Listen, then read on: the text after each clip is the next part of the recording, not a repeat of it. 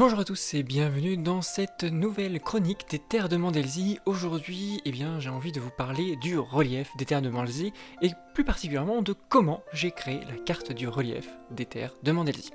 On va voir ça ensemble tout de suite. Voici à quoi ressemble le relief des terres de Mandelzy tel que je l'ai conçu jusqu'à présent. C'est une première version, on va dire une première release en fait de ce relief. J'exclus pas de refaire quelques modifications par la suite, mais je vais vous expliquer pourquoi. Donc on se trouve sur Photoshop et en fait j'ai produit, je vais vous donner la méthodologie, une heightmap des terres de Mandelzy.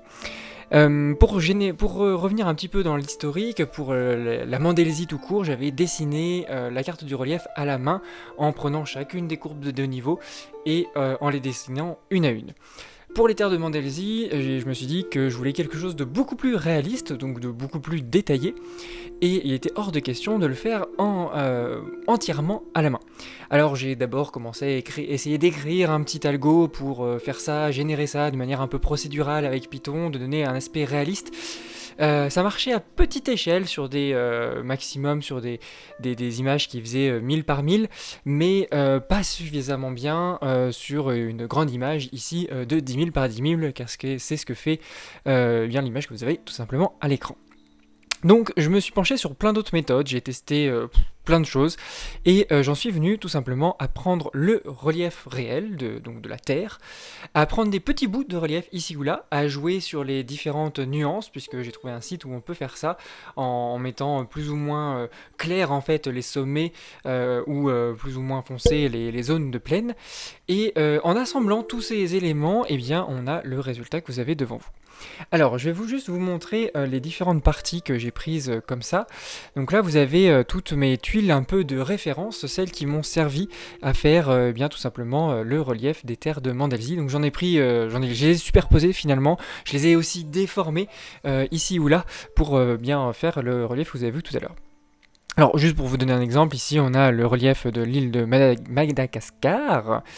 Hop, ça se voit assez bien, que j'ai repris. Vous avez ici la Norvège, on a pas mal l'Europe avec les Alpes que vous voyez juste là, on a le Massif central qui doit être quelque part aussi, ici un petit bout d'Himalaya avec les sommets qui sont largement aplatis, donc dans des nuances plutôt gris plutôt que blanches, ce qui m'a permis de faire certaines zones.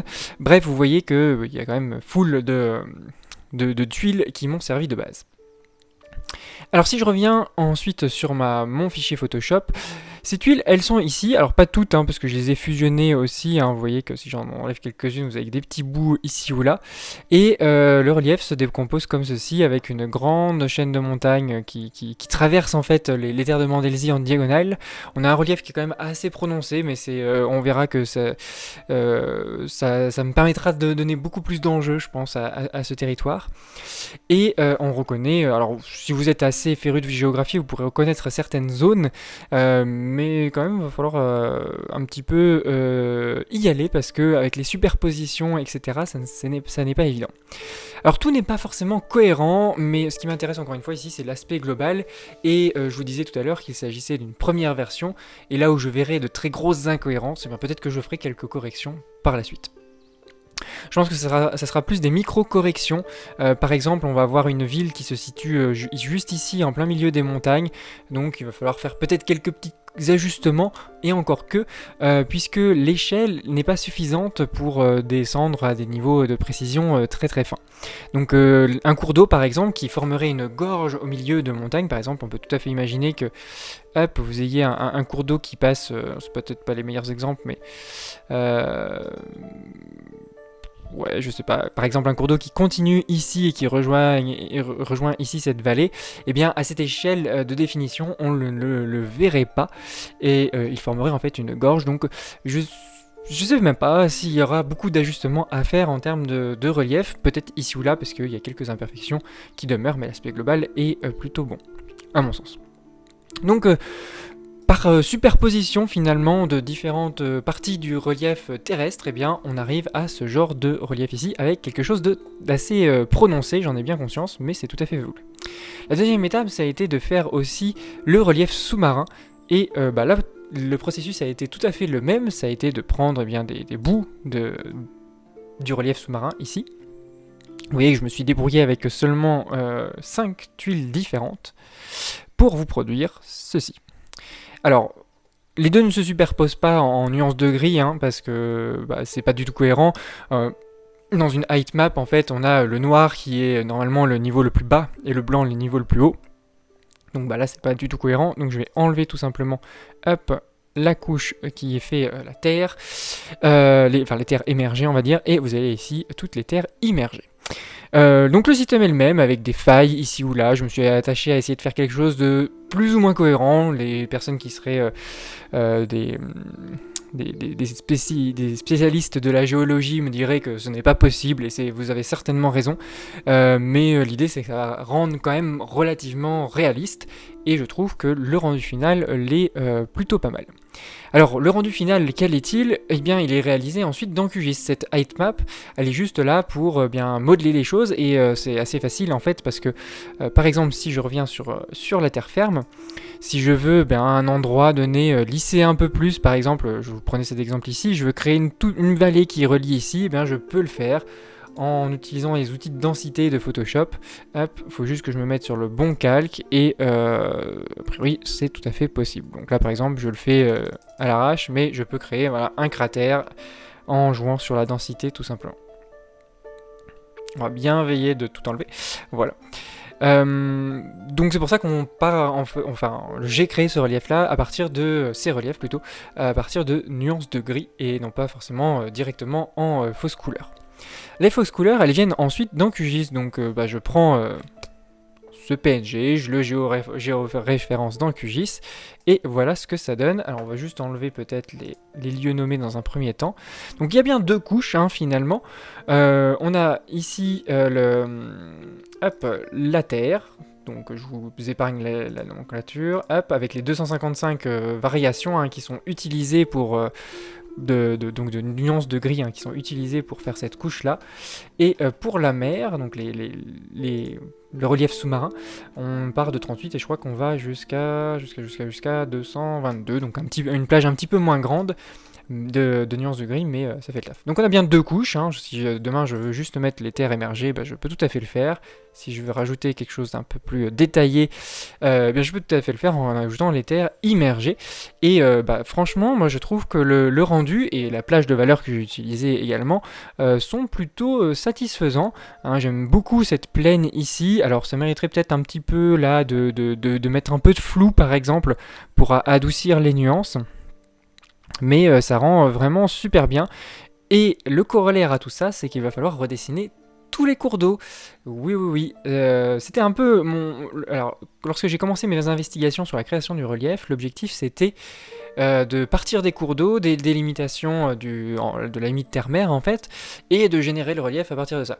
J'ai exploré pas mal de choses en Python, avec en créant des reliefs, mais ça n'a fonctionné que moyennement. On va pas se mentir. Alors ça ne fonctionnait pas par contre sur des très grandes échelles topographiques. Voilà, un petit exemple ici, on est sur un truc qui fait 100 x 100 je crois. Donc c'est tout petit. C'était pas si mal que ça. Donc là on voit bien les cours d'eau, etc. Ça donnait déjà un bon premier aperçu.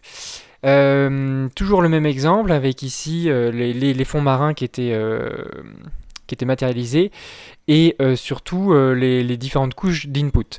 Vous voyez il fallait quand même en dessiner pas mal, donc juste les terres émergées ici en blanc, les terres immergées en noir, les cours d'eau ici, ce qu'on pourrait appeler les plateaux continentaux, c'est écrit, et 3 niveaux de topographie. À partir de ça, je pouvais générer ce genre de choses. C'était pas mal, on va pas se mentir, mais pas suffisamment satisfaisant et détaillé pour moi, notamment lorsqu'on passait à l'échelle. Parce que là, on est sur un 1000 x 1000 du coup. C'est l'une des îles, en plus des terres de Mandelzy, j'ai fait un passage à l'échelle. Et le passage à l'échelle n'a pas bien fonctionné. Vous voyez que on reconnaît trop en fait les 3 différents niveaux qui sont passés en input. Et donc ce petit algorithme, même si il amorçait pas mal la réflexion, était pas satisfaisant. J'ai encore une dernière évolution qui est encore moins bonne. Et donc j'ai décidé d'explorer d'autres méthodologies. dont et en particulier celle que je viens de vous exposer, qui quand même donne un niveau de détail qui est outrement bien plus important, et qui sera beaucoup plus intéressant à exploiter. Regardez, une carte comme ça, on peut y passer presque des heures et des heures. Imaginez là-dessus de rajouter tout le découpage territorial. On va le superposer. Hop. On peut pas le superposer. Hop. Parce qu'il y a trop de couches. Hop là. Alors là, ça se voit pas très bien, mais déjà, rien que ça. Alors, une question que je me pose, c'est est-ce qu'il faudrait pas que je réajuste ces cartes-là et que je les mette en cohérence avec le relief? Ça serait une possibilité. Ce que je vais certainement le faire en fait, hein, notamment pour bien découper les choses sur la chaîne de montagne. Ça serait assez cohérent par exemple que cette limite ici, eh bien, elle vienne épouser plus la forme du relief. Pareil, là ça n'a pas trop de cohérence, donc certainement que je vais le faire. Idem ici, hein, vous voyez, on est vraiment pas très loin pour le coup, que cette limite elle vienne épouser le relief tout simplement. Là ça reste assez cohérent, mais voilà, il y a peut-être 2-3 limites à faire bouger ici ou là. Et pour les communes, alors j'aimerais bien juste on va le mettre celui-là, c'est pas très joli, hein, mais bon, c'est juste pour vous illustrer. Les communes, je ne sais pas. On verra si je fais du redécoupage ou pas du tout sur cette couche-là, sachant que j'ai déjà passé énormément de temps, mais peut-être qu'il faudra redécouper un peu plus en fonction des reliefs et des nouveaux cours d'eau. Alors je disais, oui, les cours d'eau, ils sont plus cohérents parce qu'ils avaient été faits comme ça à partir de cours d'eau réels, hein, c'est comme ça que je les avais réalisé. J'avais pris des cours d'eau et qui sont quelque part dans le monde, hein, peu importe. Par exemple, vous prenez le Gange, je l'ai superposé et ça donnait ce genre de choses. On va juste, je galère un peu avec mes couches. Voilà, c'est tous les petits traits blancs que vous voyez ici, ce sont les cours d'eau et donc c'est complètement incohérent. Alors il y a des choses qu'on va pouvoir garder, par exemple ça va, ça voilà, on va pouvoir juste transformer un tout petit peu. Bref, il y a des petites choses qu'on va pouvoir garder, tout ça fonctionne aussi encore. Mais il y en a d'autres, ça ne fonctionne plus du tout. Notamment, vous voyez tout ce qu'il y a là, va falloir tout revoir, pareil, voilà. Et alors ce qui est plutôt pas mal, c'est que là on a des vallées qui sont naturellement dessinées. Et on va pouvoir y mettre, bien entendu, les cours d'eau. Donc là, il y a un gros travail de dessin des cours d'eau que je ne suis pas sûr de pouvoir automatiser. Oh, je viens de voir un truc incohérent. Il y a un petit trou ici à boucher un jour. Mais voilà, il va falloir redessiner une nouvelle fois les cours d'eau. Mais c'est pas très grave parce que, in fine, la topographie est quand même beaucoup plus chouette comme ça. Et bien entendu, la carte que vous aviez au début de cette vidéo, c'est celle-ci. Alors avec un tout petit peu de mise en page, j'aimerais bien en faire une avec des ombres aussi, mais vu la taille en fait de mon raster, c'est un peu difficile.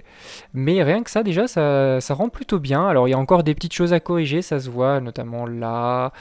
On a un petit trou ici, voilà, il y a des petits trucs à corriger ici ou là, mais globalement, je trouve que le rendu est super propre et d'autant plus avec cette mise en page vraiment chouette. Hop, je vais juste vous l'afficher en plein écran ici. Donc si vous voulez explorer cette carte, eh bien, elle est disponible sur le wiki et n'hésitez pas à l'explorer. Moi, je vais tâcher maintenant de la compléter et de mettre en cohérence les autres contenus. Peut-être pas tout de suite, mais voilà. Sur le découpage, par exemple, ça devrait aller assez vite, je pense. Parce qu'il faut juste reprendre peut-être le découpage communal et puis réassembler quelques zones ou les rediviser. Voilà. Bon voilà, n'hésitez pas à me dire dans les commentaires ce que vous pensez de cette carte, à la partager si elle vous a plu. Et on se retrouve prochainement pour une nouvelle chronique des terres de Mandelzy. Merci de votre attention et à très bientôt.